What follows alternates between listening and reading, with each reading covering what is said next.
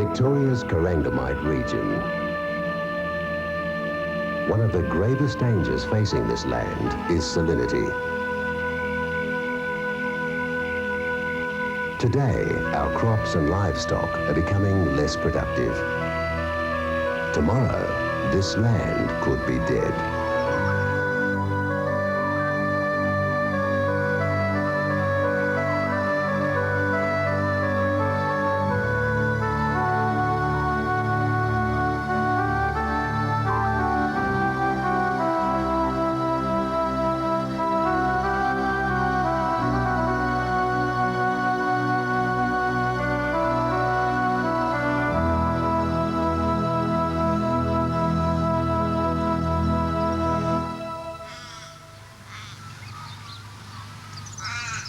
This is the familiar face of salinity. In semi-arid regions, these desolate landscapes are becoming an increasingly common sight. But in higher rainfall areas, the signs of salinity are less obvious, but just as lethal. The Corangamite region has specific salinity problems, which are unique to this area. South of the Great Dividing Range, the higher rainfall and milder climate promotes the growth of salt-tolerant species, which mask the effect of salinity. This same land, if it were north of the divide, where evaporation is higher, would most likely be bare with salt crystals. So don't be misled. Just because our salty areas have vegetation, it can be just as saline. The geology, the rocks and soils, and the use of our land, grazing or cropping, are all tied together in the fight against salinity. In the Corangamite region, we have 12,000 hectares of salt-affected land, causing estimated production losses of $3 million every year, and it's increasing. Salt in water supplies also causes corrosion of metal pipes, hot water units, and machinery. For instance, in the Geelong region, this costs millions of dollars per year. In addition to this, the degradation of our wetlands, rivers and dams by salinity causes untold damage. This damage to the environment cannot be measured in dollars.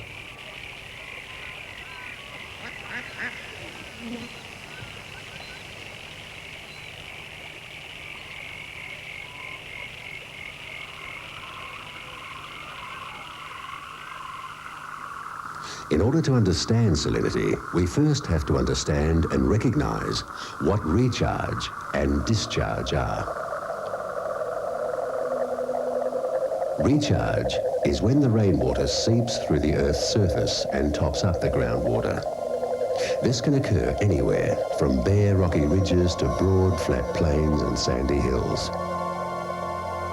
Trees and shrubs draw water up through their roots, but because we've removed so much of our native vegetation, which is the Earth's protective covering, too much water enters the groundwater system. Groundwater, as the name suggests, is water which is accumulated below the ground and lies in the cracks and fractures of solid bedrock, or is absorbed into loose sand or gravelly clay deposits. The top of this groundwater is also known as the water table.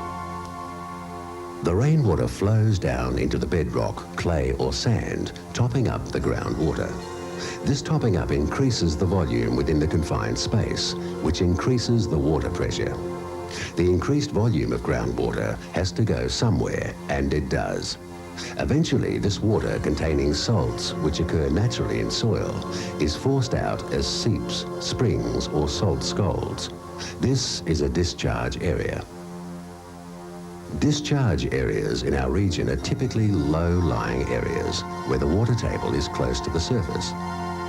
As the salty water in the water table rises, it poisons or kills the plants because the salt affects their root systems, leaving the soil bare and susceptible to erosion.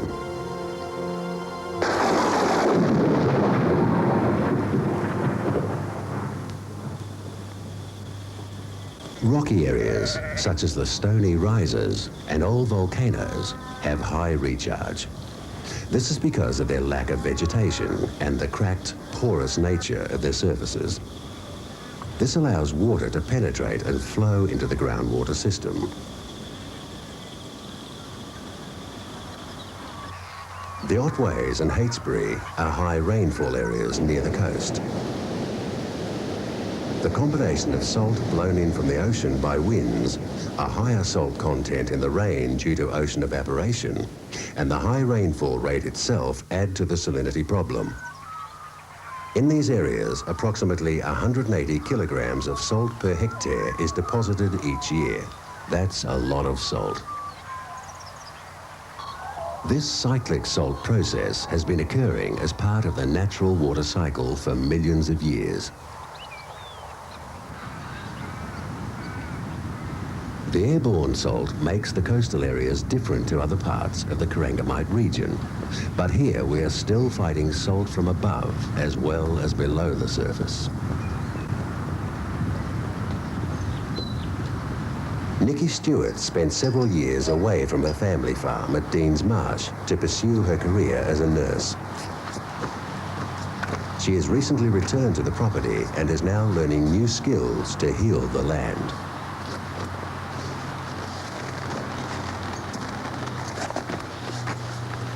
We started putting in our first shelter belt with some nursery trees, and we had a mixed success with that.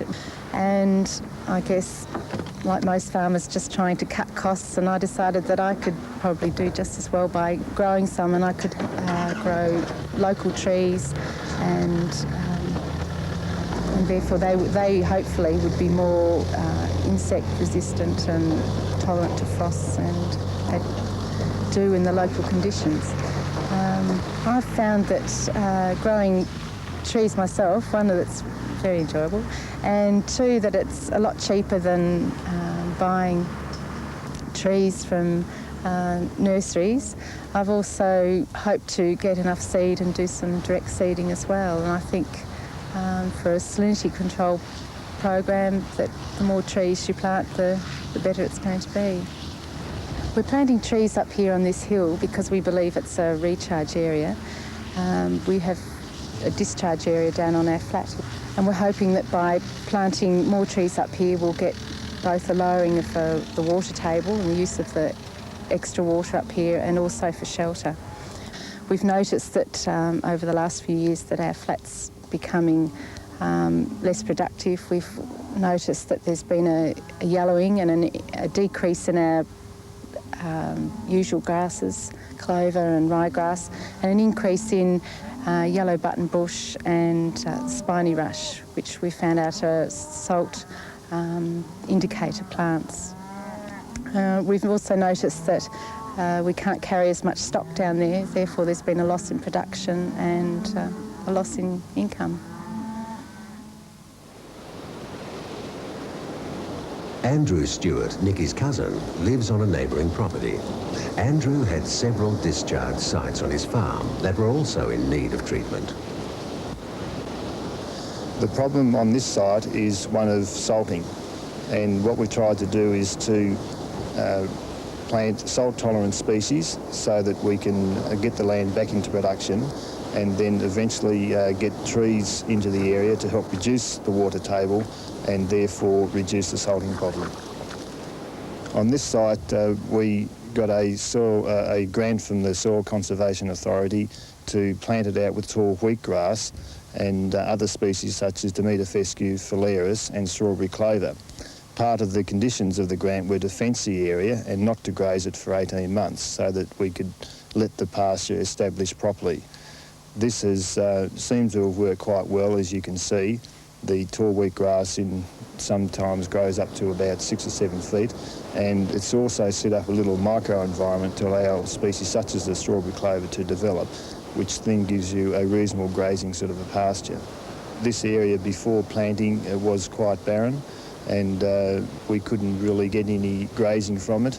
It just had some typical species which indicate salt, such as the yellow button and plantain, and there was virtually nothing growing on the site.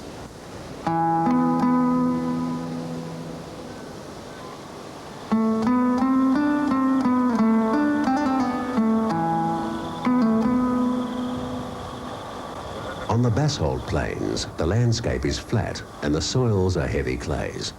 This means it's harder to identify recharge areas. Here, shallow bores have been drilled to monitor water tables. They are our eyes in the ground.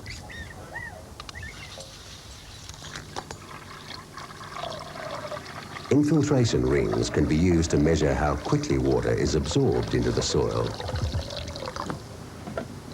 Because you cannot see recharge, it doesn't mean it's not there.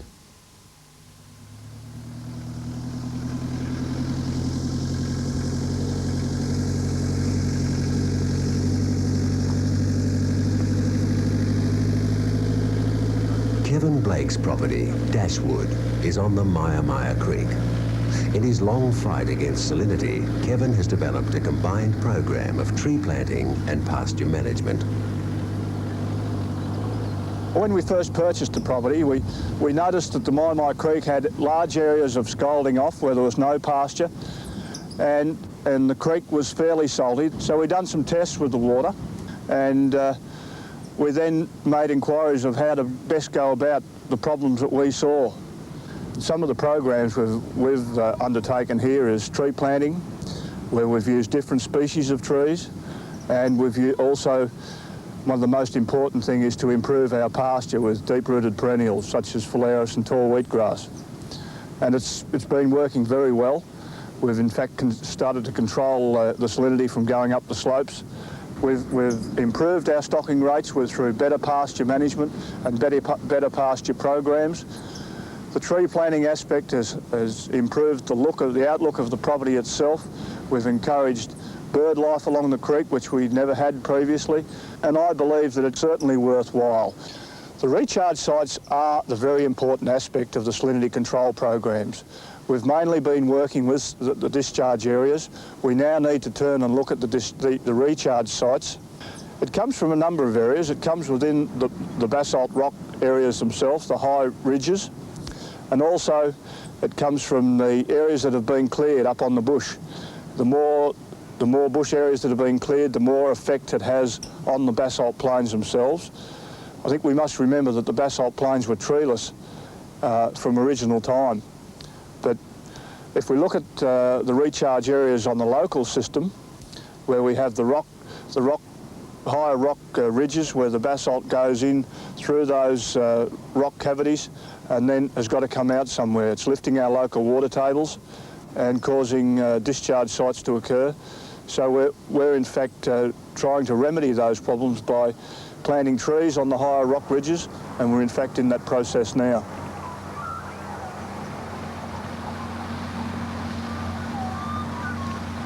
At Illabrook, the bare exposed hills have a high recharge rate and are causing discharge in the gullies below. So pasture trials are being carried out using deep-rooted perennial pastures.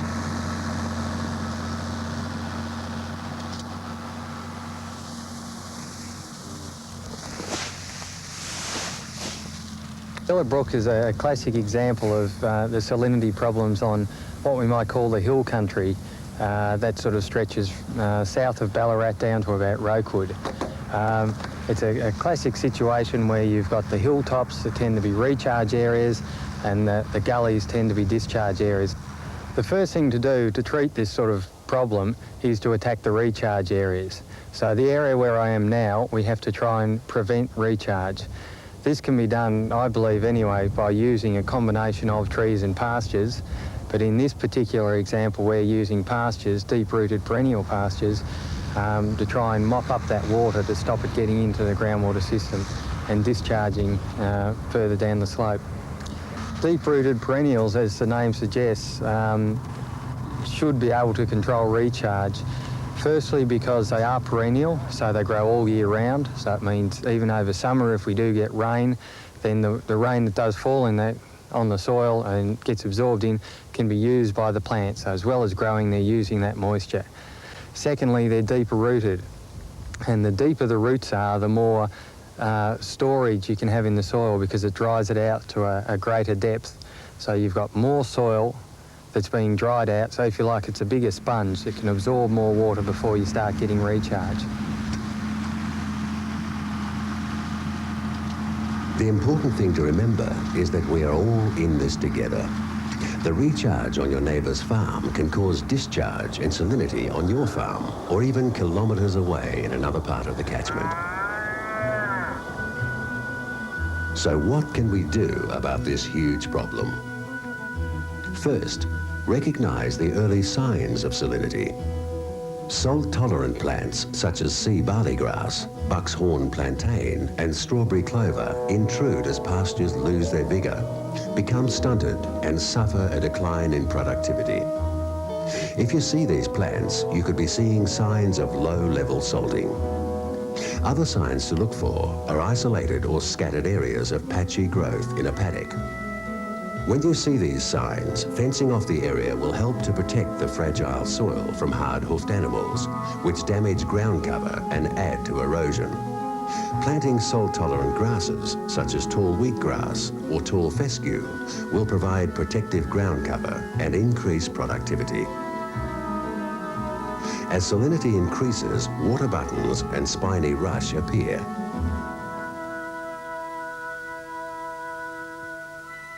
If you can reduce the recharge, you'll reduce discharge and the effects of salinity. The key to reducing recharge is to use water where it falls. You can do this by planting perennial pastures, such as phalaris, cocksfoot and lucerne. These pastures are successful because their deep roots use up more water. This prevents most of the water from moving past the roots and into the groundwater system. Other advantages are that they need to be sown once only and can carry more stock.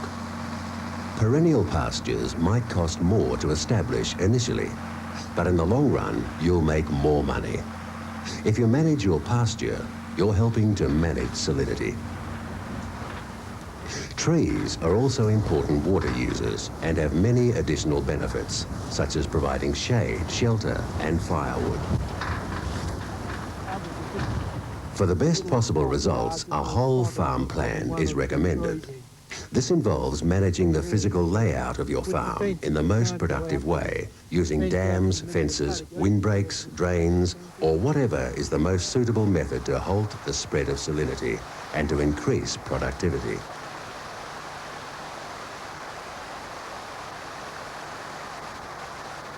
Barry Day manages Lorryvale near Birregurra. Barry originally planted these pines to halt the erosion of this gully. His efforts are now contributing to salinity control and have become part of a comprehensive whole farm plan. According to the old timers, the erosion wasn't here in 1906. It gradually started to get out of hand and nobody done anything to it. 20 years ago when we arrived here, we decided that we didn't like the look of the gully, and I could see from my experience that it just continually washed all the time with the wind and the rain getting at it, and we wanted something that was quick growing and would cover up the hole.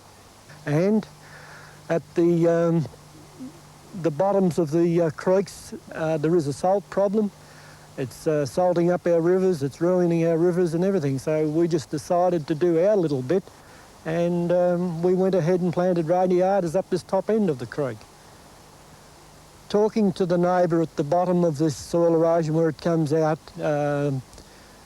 he was saying that there's another soil erosion in the next gully around that comes out near his property, and he was telling me that the quality of the water has improved out of the bottom of this creek, whereas the salt problem has increased over at the bottom of the other creek where it comes out on the other side of his property. So it must be improving after 20 years. It must be improving the quality of the water at the bottom of this soil erosion alone. We've set up a Potter farm plan with John Marriott, and we're going over all the whole 1,200 acres of the property, and we've set up a program. We're going into natives. Virtually every fence line will be fenced with three rows of trees, and we're continuing on at the bottom of this soil erosion, which will all be completed this year. if we continue on and go back further away from the creek and continue to plant trees, we're planting about 4,000 a year, right back on the banks and that of the property, it's got to improve the whole property. In fact, now since we started, we've got at least 3 of our neighbours out of 5 that are all ripping and planting trees, you know, so it's all going to help the whole area, you know. In the end, it's up to us as individuals and as a community. Be aware of salinity, recognise its symptoms and effects, and most importantly, act to defeat this threat to our land and our livelihoods. If your actions are productive for your land, they are productive for you, now and in the future.